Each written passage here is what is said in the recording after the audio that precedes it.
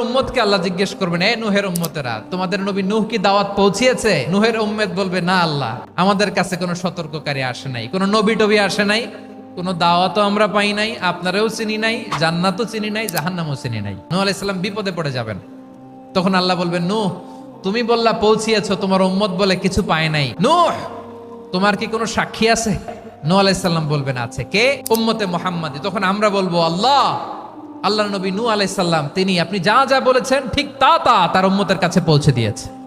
এবার নূহের উম্মতের সাথে আমাদের ঝগড়া লাগবে। তারা বলবে, তোমরা আসছো আমাদের হাজার হাজার বছর পরে, তোমরা কি করে জানলা? তোমাদের সাক্ষী ধর্তব্য হবে না?